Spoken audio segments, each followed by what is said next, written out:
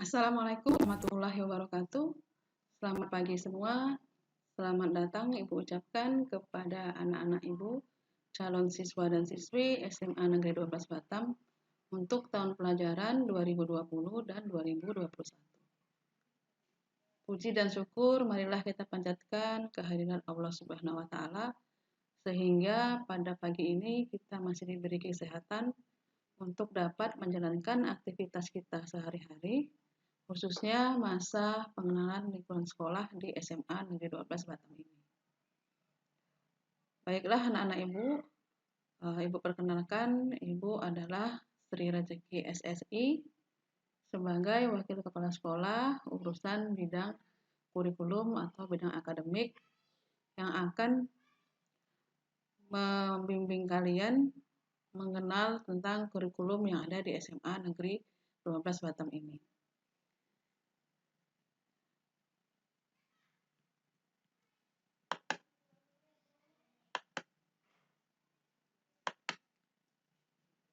Pada pagi ini, Ibu akan mensosialisasikan kurikulum yang ada di SMA Negeri 12 Batam ini untuk tahun pelajaran 2020 dan 2021.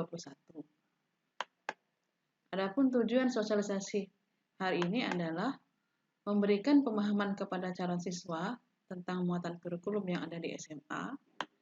Kedua, memberikan gambaran proses pembelajaran yang dilaksanakan di sekolah SMA Negeri 12 Batam.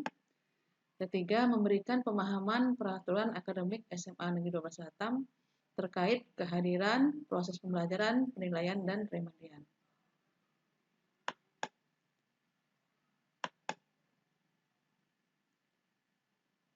Sebelum kita mengenal tentang kurikulum yang ada di SMA, ada baiknya Ibu mengingatkan kembali atau mereview kembali tentang kurikulum yang ada di SMP yang barusan saja kalian lewati.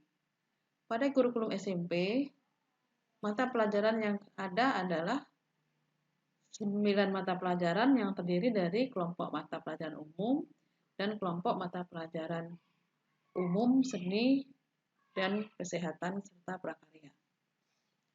Pada dasarnya, di SMA, mata pelajaran yang diberikan secara umum adalah sama, cuma perbedaannya di SMA kalian sudah mengenal apa itu yang namanya penjurusan atau peminatan. Kalau kita lihat dari kurikulum SMP, kalian bisa perhatikan bahwa di situ ada pelajaran agama dan budi pekerti, kemudian ada PKN, ada bahasa Indonesia, ada matematika, ilmu pengetahuan alam, ilmu pengetahuan sosial, bahasa Inggris.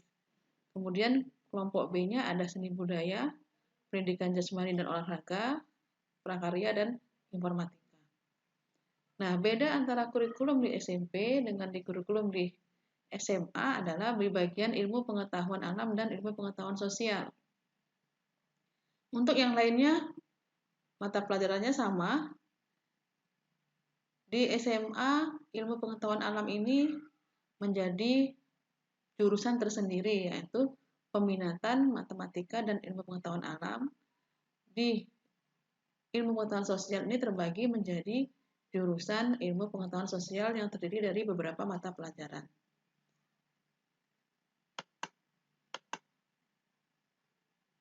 Nah, ini adalah muatan kurikulum yang ada di SMA. Kalau kalian perhatikan, di kelompok umum ada 6 mata pelajaran, kemudian kelompok seni, budaya, dan olahraga, serta prakarya ada 3 mata pelajaran. Di bagian kelompok C itu adalah peminatan. Nah, di kelompok C inilah yang membedakan antara kurikulum SMP dengan kurikulum yang ada di SMA. Apa itu kelompok peminatan? Nah, kelompok peminatan ini yang Ibu jelaskan tadi, ada 2 jurusan yang di sekolah kita, jurusan IPA dan jurusan IPS. Jadi apa sebenarnya pengertian dari peminatan itu sendiri?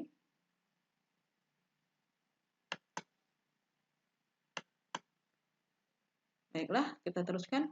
Peminatan adalah program kurikuler yang disediakan untuk mengakomodasi pilihan minat, bakat, atau kemampuan peserta didik dengan orientasi, pemusatan, perluasan, atau pendalaman mata pelajaran pada muatan kejuruan.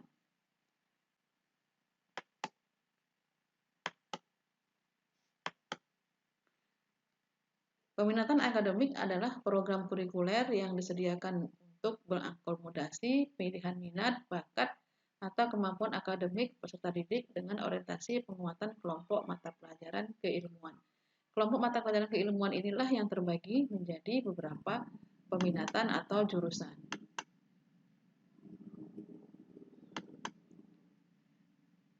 Tujuan peminatannya adalah memberikan kesempatan kepada peserta didik untuk mengembangkan kompetensi sikap, kompetensi pengetahuan, dan kompetensi keterampilan peserta didik sesuai dengan minat, bakat, atau kemampuan akademik dalam kelompok mata pelajaran keilmuan.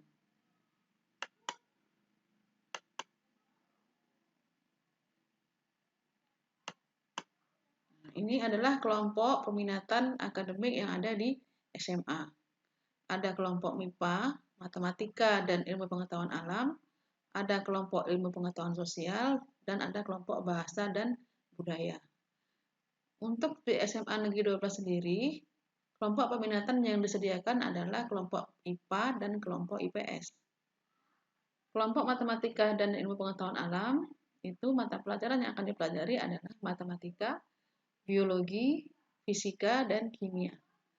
Untuk kelompok pengetahuan IPS, mata pelajaran yang akan dipelajari adalah geografi, sejarah, sosiologi, dan ekonomi. Sedangkan bahasa dan budaya di sekolah kita tidak ada peminatan atau belum ada peminatan bahasa dan budaya.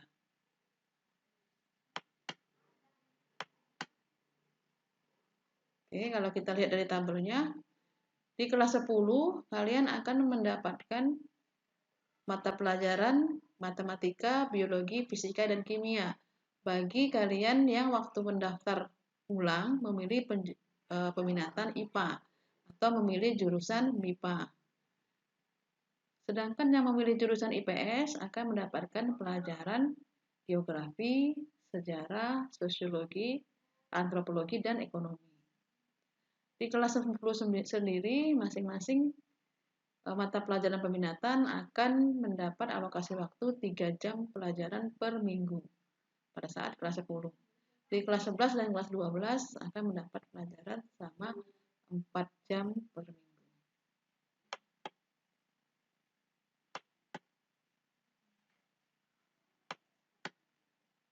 Oke. Selain peminatan, ada juga mata pelajaran lintas minat. Lintas minat adalah program kurikuler yang disediakan untuk mengakomodasi perluasan pilihan minat atau bakat berdasarkan kemampuan akademik peserta didik dengan orientasi penguatan kelompok mata pelajaran keilmuan di luar pilihan minat. Artinya lintas minat ini pelajaran yang akan diberikan kepada kalian di luar mata pelajaran peminatan yang sudah kalian pilih. Itu adalah pelajaran lintas minat.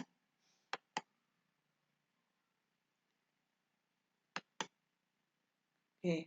Pemilihan lintas minat adalah kelompok mata pelajaran dari luar akademiknya pada sekolah yang sama atau satuan pendidikan yang sama.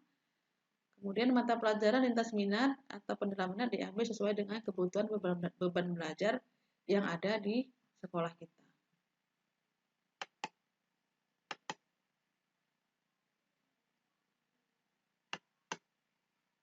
Oke.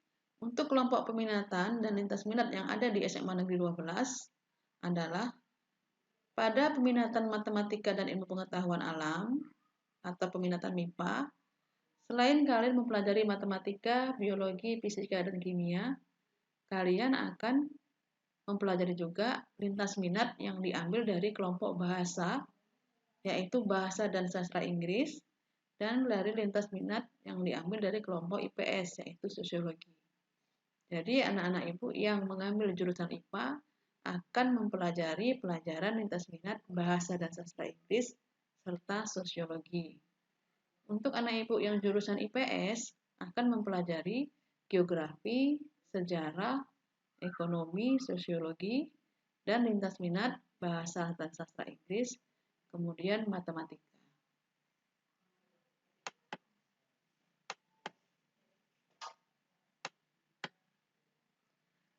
Di samping mata pelajaran kurikuler, maka ada juga mata pelajaran di luar dari mata pelajaran wajib A, wajib B, dan peminatan, yaitu ekstrakurikuler.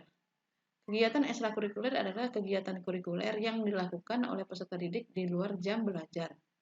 Kegiatan intrakurikuler dan kegiatan kokurikuler di bawah bimbingan dan pengawasan satuan pendidikan bertujuan untuk mengembangkan potensi, bakat, minat, kemampuan, kepribadian, kerjasama, dan kemandirian peserta didik secara optimal untuk mendukung pencapaian tujuan pendidikan. Baiklah, kita teruskan.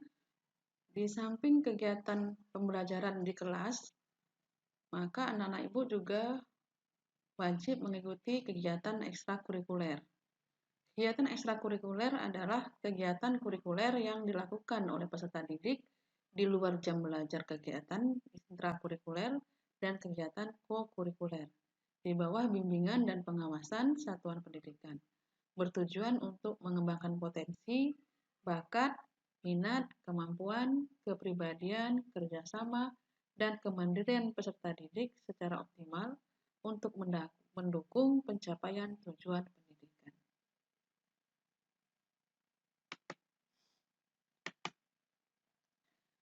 Ekstrakurikuler sendiri terbagi dua, menjadi ekskul wajib dan ekskul pilihan. Ekskul wajib atau kegiatan ekstrakurikuler wajib adalah kegiatan ekstrakurikuler yang wajib diselenggarakan oleh satuan pendidikan dan wajib diikuti oleh seluruh peserta didik. Kegiatan ekskul wajib yang ada di sekolah kita yaitu kegiatan kepramukaan. Jadi setiap siswa wajib mengikuti kegiatan kepramukaan. Jika siswa tidak mengikuti kegiatan kepramukaan, maka akan menjadi kendala atau hambatan pada pertimbangan untuk kenaikan kelas.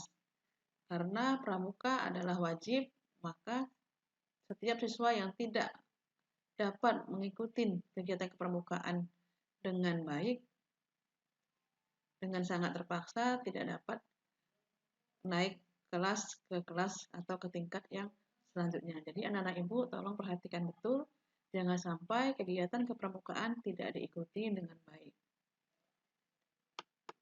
Kemudian ada ekskul pilihan, yaitu kegiatan ekstrakurikuler pilihan adalah kegiatan ekstrakurikuler yang dapat dikembangkan dan diselenggarakan oleh satuan pendidikan dan dapat diikuti oleh peserta didik sesuai dengan bakat dan minatnya masing-masing. Untuk ekskul pilihan yang ada di sekolah kita, yaitu kalian bisa memilih ekskul rohis, PMR, PKRR, mading, futsal, paskibra, dan lain-lain yang akan kalian ketahui dari bidang kesiswaan sendiri untuk kalian bisa mengikuti ekstrakurikuler pilihan ini. Kemudian kita teruskan ke proses pembelajaran yang ada di SMA Negeri 12. Program belajar mengajar yang ada di SMA 12 untuk saat ini karena masih dalam masa pandemi COVID-19, maka kita belum bisa untuk belajar di sekolah. Jadi program pembelajarannya adalah program belajar mengajar dari rumah atau jarak jauh dengan menggunakan dua metode, yaitu metode pembelajaran jarak jauh dalam jaringan atau daring, yaitu pembelajaran yang menggunakan teknologi internet, bisa menggunakan HP, bisa menggunakan laptop. Kedua, pembelajaran jarak jauh untuk luar jaringan atau luring. Pembelajaran jarak jauh luring ini diberikan kepada siswa yang terkendala dengan alatnya atau dengan medianya. Mungkin tidak memiliki HP atau HP-nya cuma satu, kemudian dibawa oleh orang tua bekerja, maka sekolah memfasilitasi untuk yang tidak memiliki media untuk dapat belajar dengan daring atau belajar online harus belajar menggunakan pembelajaran jarak jauh, yaitu tidak menggunakan media HP atau laptop.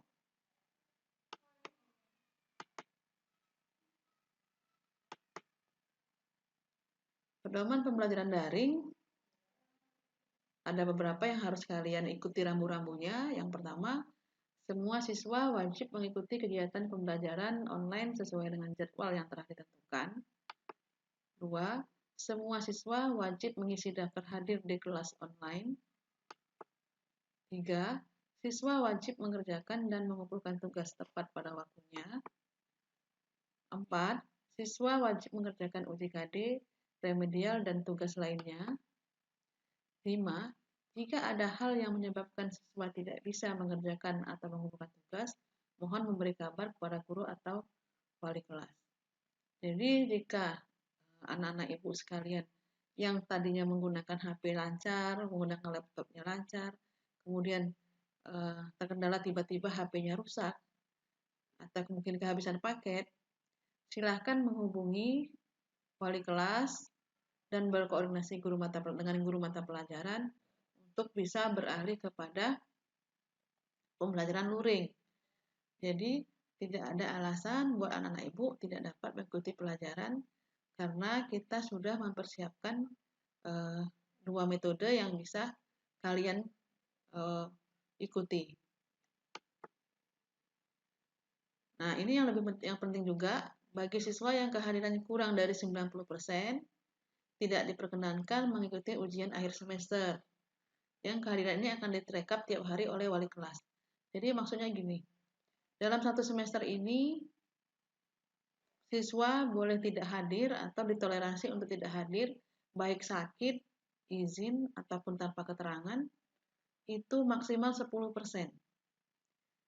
Berapa banyak 10% itu nanti akan diinformasikan kembali oleh wali kelas masing-masing tentang jumlah hari yang boleh ditoleransi atau bisa ditoleransi oleh anak-anak ibu sekalian untuk tidak hadir ke sekolah. Jika tidak hadiran ini mencapai lebih dari 10%, berarti kalian tidak bisa mengikuti ujian akhir semester pada saat ini.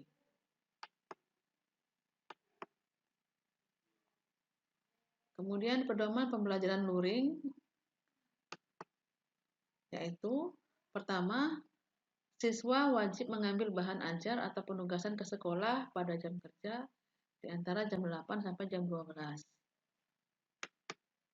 2. Mengisi daftar pengambilan dan pengembalian tugas yang telah diselesaikan yang akan disiapkan di meja tata usaha. 3. Siswa wajib mengisi lembar pemantauan harian dan ditandatangani oleh orang tua. 4. Siswa mengumpulkan dokumen tugas, lembar pemantauan harian, dan diantarkan ke sekolah setiap akhir minggu. Siswa memakai baju rapi, sopan, cuci tangan, dan memakai masker, serta menjaga jarak, mengikuti protokol kesehatan dari mencegah penyebaran virus COVID-19. Apabila siswa berhalangan dan tidak bisa menjemput tugas ke sekolah, maka boleh menggunakan jasa kurir. Siswa wajib mengerjakan uji KD, remedial, dan tugas lainnya. Nah, ini sama bagi siswa yang kehadirannya kurang dari 90% tidak diperkenankan mengikuti ujian akhir. Ini juga akan direkap setiap hari oleh walas atau setiap minggu pada saat melaporkan tugas-tugasnya tersebut.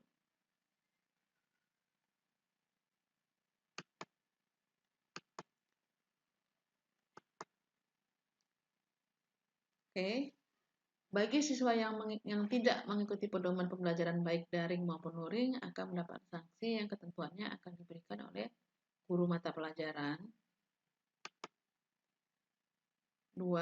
Anak dan orang tua akan dipanggil ke sekolah apabila peserta didik sudah melampaui batas tugas atau uji KD yang tidak dikerjakan maksimal 2 mata pelajaran dan akan diberikan bimbingan oleh wali kelas dan guru BK.